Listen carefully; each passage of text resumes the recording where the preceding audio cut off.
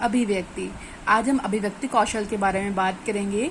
ये भी भाषा कौशल का एक अहम पार्ट है। भाषा हमारे विचारों की अभिव्यक्ति का माध्यम है। भाषा जो हम बोलते हैं वो भाषा कहलाती है, ये सभी जानते हैं। ये हमारे विचारों की अभिव्यक्ति का माध्यम है। इसके माध्यम से, भाषा के माध्यम से ही हम अपने विचारों को अभिव्यक्त कर पाते हैं। मनुष्य अपने भावों का प्रदर्शन भाषा द्वारा ही करता है। मनुष्य के मन में जो भाव होते हैं वो भाषा के माध्यम से ही प्रकट होते हैं। और अभिव्यक्ति भी दो प्रकार की होती है। फर्स्ट होती है मौखिक अभिव्यक्ति, सेकंड लिखित अभिव्यक्ति। मौखिक अभिव्यक्ति जो अपने विचारों और भावनाओं को मनुष्य मुंह के द्वारा बोलकर या ध्वनि संकेतों के माध्यम से बोलता है, वही मौखिक अभिव्यक्ति कहलाती है। क्योंकि हर एक वर्ण के लिए एक ध्वनि को निश्चित किया गया है और यह सर्वमान्य है, इसलिए ये ध्वनि संकेत समाज द्वारा स्वीकृत होते हैं। समाज इन्हीं को फॉलो करता है। सेकंड है लिखित अभिव्यक्ति।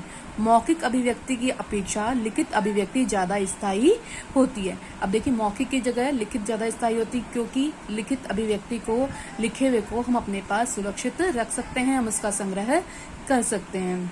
पत्र, निबंध, कहानी, उपन्यास आदि में लिखने की कला ही पाठकों को आकर्षित करती है।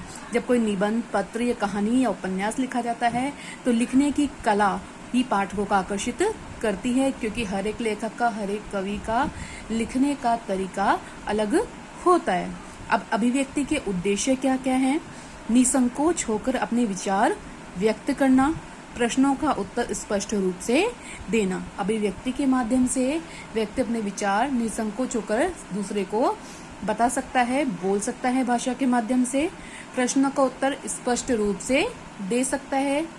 थर्ड है शिष्टाचार के नियमों का पालन भी वो आराम से इससे कर सकता है। अब इससे आगे सर्वप्रथम भाषा का प्रयोग करना, सर्वमान्य भाषा का प्रयोग करना। अभिव्यक्ति में हम सर्वमान्य भाषा का प्रयोग करते हैं। फिफ्थ है लेखन में प्रवाह विकसित करना। अभिव्यक्ति के माध्यम से लेखन में प्रवाह विकसित होता है, लिखने का तरीका हम समझ पाते हैं।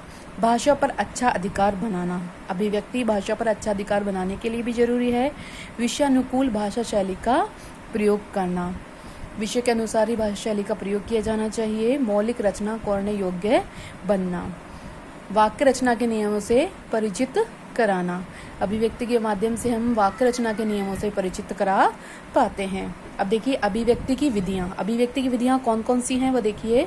सबसे पहले है चित्र वर्णन। चित्र के माध्यम से बोलकर बच्चों को समझाया जाता है, वार्तालाप के माध्यम से समझाया जाता है, कहानी कथन के माध्यम से भी बच्चों को समझाया जाता है, कविता पाठ के नाम से भी, कविता पाठ के अनुसार भी हम बालकों को और विद्यार्थियों को समझाते हैं, कविता के माध्यम से समझाते हैं अपने भावों और विचारों को। स्वर वाचन, जब अध्यापक अपने पाठ की विषय वस्तु को बालकों के सामने, छात्रों के सामने प्रस्तुत करता है। संवेद वाचन, जब सभी एक साथ एक स्वर में बोलते हैं।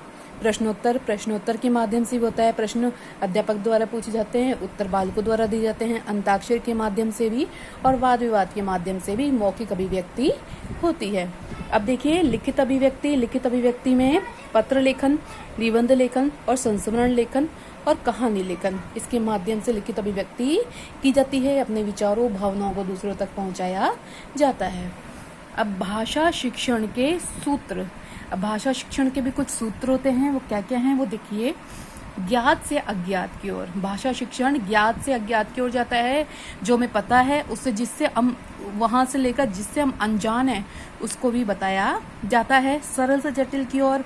पहले सरल के बारे में बताते हैं, धीरे धीरे जटिल की ओर जाते हैं। विशिष्ट से सामान्य की ओर। सबसे पहले महत्वपूर्ण चीज बताई जाती है, उसे धीरे धीरे इजी चीजें भी बताई जाती है।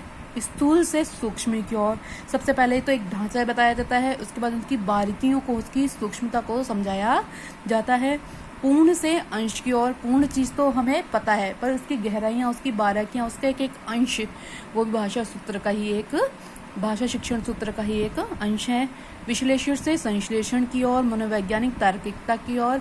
भाषा शिक्षण के सूत्र में हम मनोवैज्ञानिक से तार्किकता की ओर चल पाते हैं, प्रस्थान कर पाते हैं। हमें इन चीज़ों का डिफरेंस पता चलता है। निकट से दूर की ओर, जो चीज़ हमारे नज़दीक है, जो हमारी समझ से है, उससे जो चीज़ हमसे दूर है, जो भाषा, जो शिक्षा हमसे दूर है, उसको प्राप्त करने की ओर। ये है भाषा शिक्षण के कुछ सूत्र।